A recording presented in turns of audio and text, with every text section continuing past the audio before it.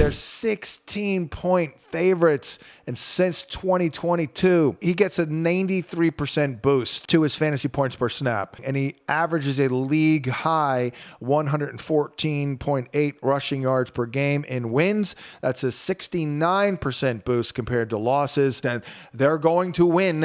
All right, well, it's time to pop out the 10 prop picks that truly stand out to me. Last week, 6-4, but man, we got hosed. We got pinched. We lost the Drake London prop by 2 yards. The Devontae Smith prop was kind of a joke. I mean, he just missed it and scored.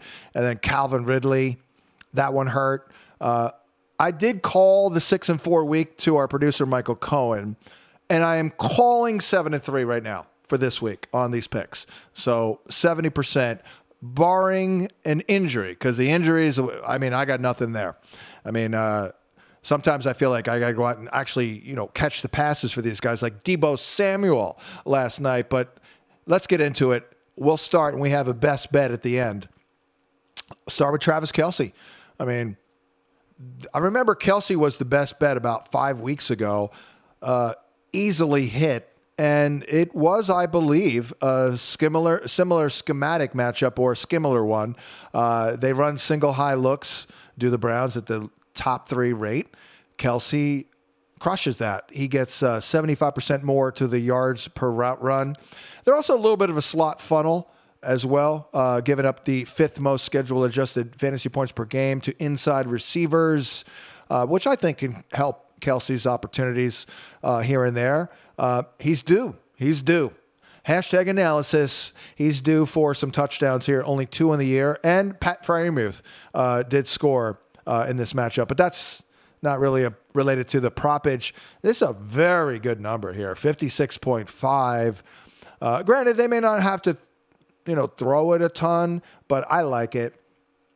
We also, to that point, by the way, have Isaiah Pacheco. Let me just address Pacheco here because that was a winner for me last week. I don't even know if I had it here, but I had it on the website, and it hit barely, but he did get the uptick in the role I envisioned. However, he only played 46% of the snaps, so I think that number is still ascending, and I think in game 3 back, we're looking good. Browns have allowed the 3rd fewest schedule-adjusted fantasy points per game to opposing running backs, but they are 4-point road underdogs. I'm a little surprised by that. I thought it would have been more than 4, quite frankly. In his career, Pacheco averages 62% more fantasy points per snap while leading. They also give up the 11th most adjusted yards before contact. And the Steelers running backs last week got him for $125 rushing and a tutty. So I like that one. Also like Courtland Sutton, as we've outlined here.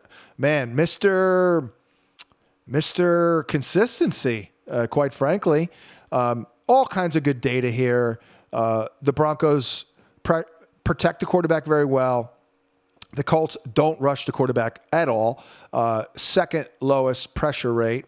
Very important for Bo Nix, who gets a ton done when he's not pressured, and so does Courtland Sutton.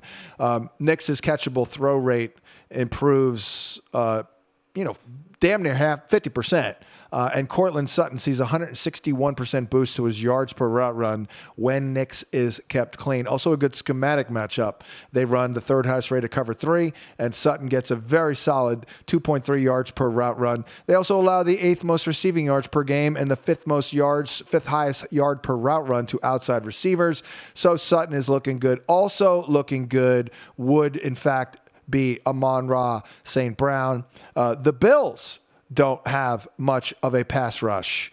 And when Jared Goff is kept clean, then absolutely does Amon-Ra St. Brown.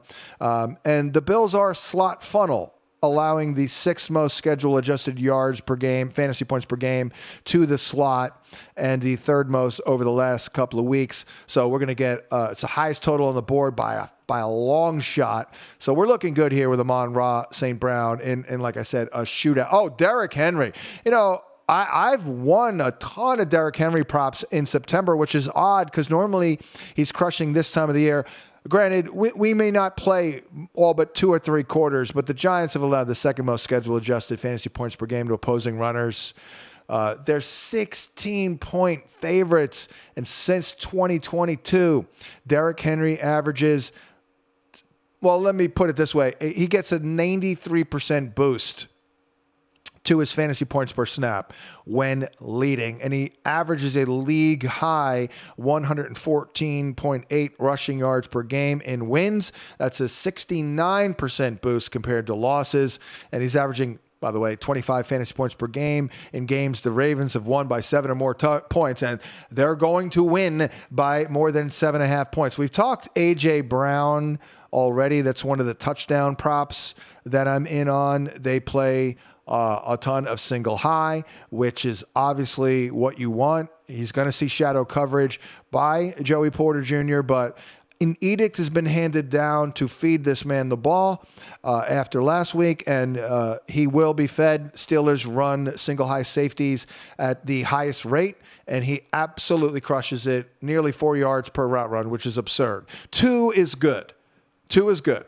A.J. Brown's damn near at 4, so that is otherworldly. So it's an unbelievable schematic matchup. We talked Isaiah Pacheco there with the very reasonable number there, 55.5. Garrett Wilson, I am in on Devontae Adams based on the schematics, also in on Garrett Wilson. I mean, he should do real well. He also does well when the quarterback is kept clean and the Jags don't rush the passer. Wilson sees a 133% boost to his yards per route run. And again, the Jags play the second highest rate of man coverage. Wilson gets a 26% boost to his fantasy points per route run against man. They have allowed the most deep receiving yards on throws traveling 20 or more yards downfield, which makes sense because they don't rush the passer, and the most receiving yards on busted coverage. So long story short, Garrett Wilson's getting 60 yards. Brian Robinson Jr., this one doesn't hit. I don't know what to say because this one is beautiful. Saints allow the 4th most schedule-adjusted fantasy points per game to opposing runners over the last 5 weeks. DC is 7.5 point favorites.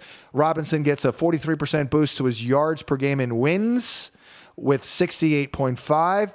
DC generates the 5th most adjusted yards before contact per attempt. Saint defense is allowing the 2nd most. And it's a good schematic matchup with 56% of his runs coming on man or gap concepts, and the Saints have allowed the highest success rate and the 5th most yards per carry on those concepts. So then last but not least, BTJ, who was one of our winners last week in the top half, 63.5. Heck, I did not even know, and maybe get on this early, that Evan Ingram was going to be ruled out. But Brian Thomas Jr., yeah, you're going to see Sauce Gardner and Reed on the outside, but it actually is a pretty good schematic matchup here. Single high looks is what they run, do the Jets.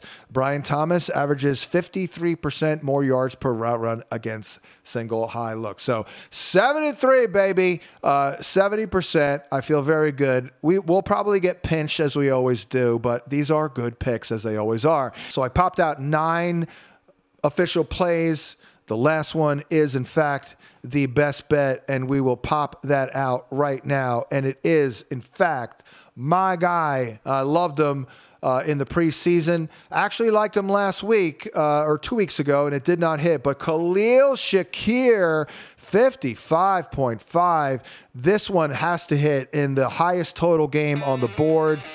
They do play a lot of man, and he's not great against man, but he's still solid with 1.94 yard per route run. The Lions have been a slot funnel all year, giving up the 2nd most schedule-adjusted fantasy points per game inside. So Shakir gets it done. Good luck with all the plays, and we'll catch you on Monday with another edition of Prop Points. Thanks for watching, but don't let the betting insights end here. If you want an extra edge this football season, you can get a month of VSiN Pro right now absolutely free. That means access to our betting insights, analysis, and tools like our betting splits at 0 cost to you. Click the link in the description to sign up.